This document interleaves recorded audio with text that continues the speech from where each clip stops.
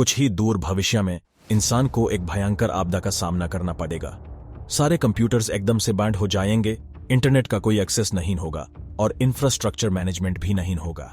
समृद्धि गिर जाएगी। जो बच गए उन्होंने शहरों के आसपास ऊंचा दीवार बनाई जिससे बीच में क्रिमिनल्स भाग जाएं। शहरों के अंदर कुरियर्स पैकेजेस डिलीवर करते थे और एक उनमें से एक जॉन डुवे है, एक आदमी। पहले तो वो वुल्चर से बकता है जो उसे मॉल में पीछे करते हैं और वो अपने मंजिल तक पहुंच जाता है जहां उसे सैन फ्रांसिस्को भेजा जाता है। रास्ते में फ्रांसिस्को चोरी करने वाले एक काटी हुई बीच वाली उंगली वाली लड़की जैसे लोगों से लड़ता है और एक बेवकूफ सील को खाता है। शाम को वो अपनी यादों में खो जाता है जब वो सैन फ्रांसिस्को में जला हुआ फोटो देखता है, एक परिवार की जिसका उसके पास कोई याद नहीं है। और फिर यूसी मेयर के पास बुलाया जाता है। बाद में सैनिटाइजर से साफ करके लोकल बड़ा आदमी एक क्रीक क्वीन है जिसका नाम रेवन है। वो जॉन को डिनर के लिए बुलाती है, खुश परिवार दिखाने और एक सौदा प्रपोज करने के लिए। वो एक पैकेज डिलीवर करेगा न्यू शिकागो से और बदले में नागरिकता मिलेगी ताकि यूज सुनने को ना माइले तुम तो अब नागरिक भी नहीं हो। जॉन साफ मान लेता है। उसको दिख नहीं पता कि रेवन फैमिली असलियत में एक मास्क है। तब तक नेवाडा में कॉप्स जो एजेंट स्टोन के नेता में है वो भाई बहन के लूटेरे को पकड़ते हैं। स्टोन सैंडमैन नहीं है, लेकिन उसने उन्हें ये चुनौती दी है कि वो मारे जाएंगे अगर वो विरोध करते हैं या अकेला छोड़ देंगे। भाई अपने आप को कुर्बान करता है और बहन को दाग लगता है। यह पहली बार नहीं है कि उस पर सजा दी गई है, लेकिन उसकी बीच वाली उंगली भी काटी हुई है। ऐसा लगता है कि ब्रुकलिन पुलिस फोर्स में सर्विस करने के बाद जॉन अपने एक दोस्त के पास जाता है एक मैप के लिए और फिर वो एक 3500 किलोमीटर का एक तरफ का सफर शुरू करता है। वेगस के पास उसका कर ऑलमोस्ट एक औरत को लंगड़ा देता है जो बाद में निकलता है बिना बंदूक के। लेकिन एक दूर से धुन सुनाई देती है। एक आइसक्रीम वाला ट्रक भागता हुआ आता है जिसके पीछे एक बड़ा बंदा क्लाउन मास्क में बैठा होता है। वो अपने बंदूक कार में पॉइंट करते हैं, लेकिन बंदूकों में गोलियां नहीं है। जॉन गोलियों को डालने के लिए अम्यूनिशन निकालता है और लड़की का फायदा उठाता है जब वो कर चुराने की कोशिश करती है, लेकिन वो उस कर की जान नहीं है। अजीब से तरीके से कर चलने लगती है जिससे उस लड़की को कर में बैठने का मौका मिल जाता है। अजीब व्यक्ति कर चलाकर स्थलांतरित हो जाता है ताकि वो गुप्त संख्या को एक्टिवेट कर सके। लड़की बंदूक से धमकी देती है, लेकिन ब्रेक का इस्तेमाल करके उसे सीट बेल्ट की उपयोगिता का एहसास हो जाता है। यात्री आइसक्रीम वाले के ट्रक से पीछे छूट जाते हैं और वो उन्हें अपनी परफॉर्मेंस में बुलाता है। जॉन इनकर करता है और गोली छाला देता है। क्लाउन भी खेल में शामिल हो जाता है। एक स्कूप भार लीड फील्ड आइसक्रीम जिराता है। लस वेगस के तुकड़े तुकड़े शहर में एक भागम भाग के साथ दौड़ खत्म होती है। जॉन एक टूटा हुआ खिड़की ठीक कर रहा है जब एक मिथस प्रेमी लड़की की आवाज सुनाई देती है और वो कुरियर के पीठ में एक पेन डाल देती है ताकि उसका शिकार बन सके और वो बच सके। क्लाउन को जॉन और उन बॉटल्स को पहचान जाता है जिन्हें वो लड़की ने फेंका था और एक लड़ाई शुरू होती है। शारीरिक फायदा जॉन को पटली कुरियर पर भारी पड़ता है और उसको अधिक आनंद मिलता है। मिथस प्रेमी लड़की अपना पसंदीदा गाना बजाती है जिसमें जॉन भी साथ गाता है, जो अकेला आदमी के दिल की तन्हाई को ड्राउन कर देता है। इसलिए आज रात बड़ा प्रीमियर होगा। स्टेज की तरफ जाते समय बड़ा बंदा अपनी पहली जिंदगी की बातें करता है। उसकी अनोखी मेमोरी, एक कागज की थैली की रूप में उसका काल्पनिक दोस्त और थिएटर में रुचि। वो पिछले मेहमानों के अवशेष और एक बड़े एक्वेरियम में बैंड एक कैडी का प्रदर्शन भी करता है। जॉन को वो चोरी करने वाली लड़की दिखाता है जिसने जॉन को फांसने के लिए एक कलम को उसकी पीठ में डाला है और फिर वो भाग जाती है। क्लाउन नोटिस करता है जॉन को और वो बॉटल्स को जिन्हें उसने फेंका था और एक लड़ाई शुरू होती है। शारीरिक फायदा जॉन को पतली कुरियर पर भारी पड़ता है और उसको अधिक आनंद मिलता है। मिथस प्रेमी लड़की अपना पसंदीदा गाना बजाती है जिसमें जॉन भी साथ गाता है, जो अकेला आदमी के दिल की तन्हाई को ड्राउन कर देता है। परफॉर्मेंस में ऑडियंस 2 गुना ज्यादा होगी। स्वीटम्स आर्ग्यूमेंट से सहमत है और कपड़े बदलकर मेहमानों को खाना सर्व करता है। फिर अपनी परफॉर्मेंस शुरू करता है जो लोकल होटल्स की एडवर्टाइजमेंट है।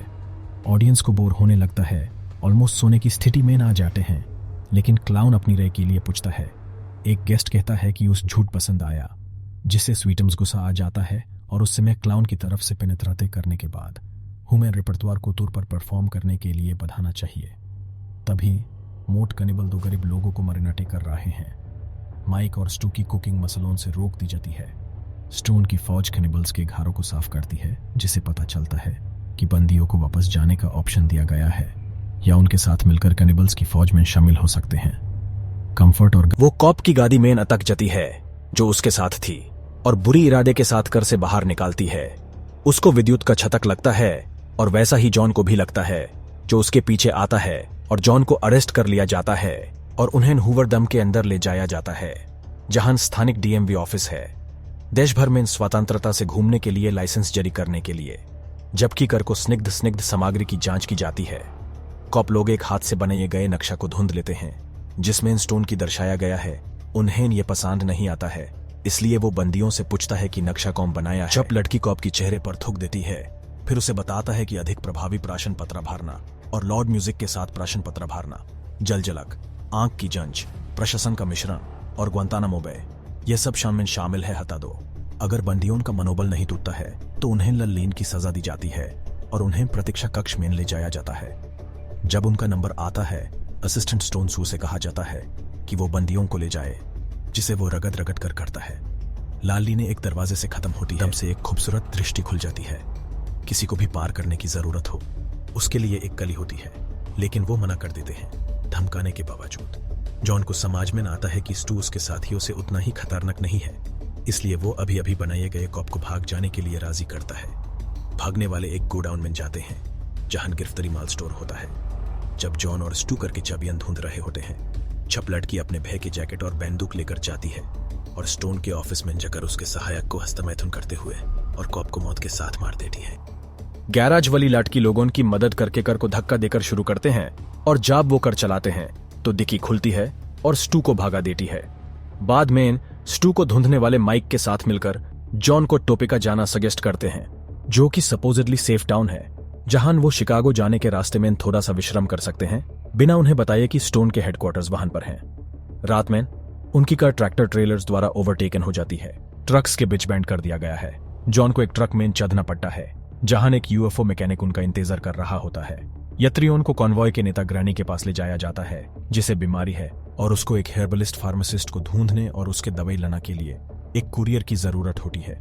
ग्रैनी जॉन को इस काम के लिए साइन अप करवा देती है, वादा करते हुए कि बदले में वो उसके कर को हथियारों से भर देगी और दममेन कॉप्स द्वारा उठाया गया माल और चुपके से वहां से ले गए सिलेंट मन के बदले स्टाइलिश प्रोस्थेटिक्स। उंगली मिलने के बाद वो उनके साथ शाम को निकालता है। वो फार्मासिस्ट के घर पहुंचते हैं और वो उन्हें एक ड्रिंक सर्वे करती है, जो असल में एक पैरालिसिंग पॉइजन होता है। हर्बलिस्ट गेस्ट्स को ईमानदार लोगों समझती है। एक और एरिया से एक गन कुरियर उसको यकीन दिलाने में कामयाब हो जाता है कि वो सच बोल रहा है। ग्रैनी की एक नोट के खर्च पर, जिसमें दवाइयों की एक सूची होती है, कॉन्वॉय के साथ लौटने पर वो ईमानदार के शिकार बनने से बचते हैं, जिनके सीने में एक पुरानी फिल्म थिएटर के बड़े में छुप जाते हैं। जॉन चुपके से एक सिलेंट मूवी चलाता है, लेकिन टूट गए स्पीकर्स की वजह से वो कैरेक्टर्स के लिए लाइंस बनाते हैं। एक दिल से दिल की बातचीत के बाद कुरियर अपने साथी के लिए कुछ अच्छा करना चाहता है और सुबह वो यूज धो देता है। कुछ अच्छा करने के बाद और सुबह वो अपने भय के खून को उसके सोना वाले जैकेट से धो लेती है। उन्हें पता चलता है कि दवाई को दर्द रहित यूथेनेसिया के लिए जरूरत है और वो दड़ी से अलविदा कहते हैं।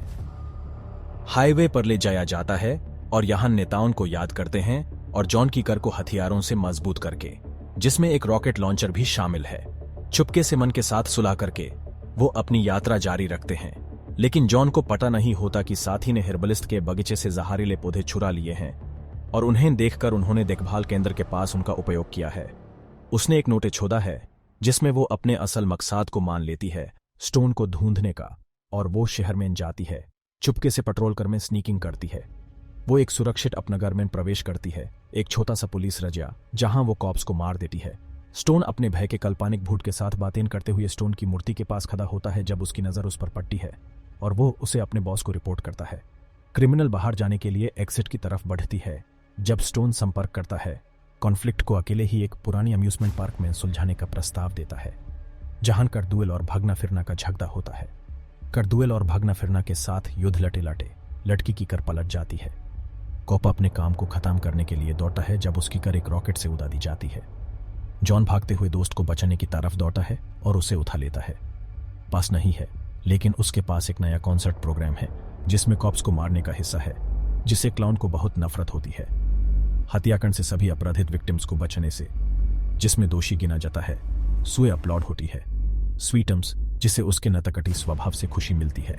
जब क्लाउन स्टू को एक बार फिर बचाता है तो दोनों दोस्त बन जाते हैं। क्लाउन को उनके शारीरिक दिखने में समानता देखकर प्रभावित होता है। पुलिस चेक पॉइंट्स हैं जहां स्वीटम्स एक और शो कर सकता है और अपराधियों को बचा सकता है, जो उसके फंस बन जाते हैं, जैसे वो दम में बचाए गए थे उनका हथियार लेकर। और यहीं पे शो का पहला अध्याय खत्म होता है।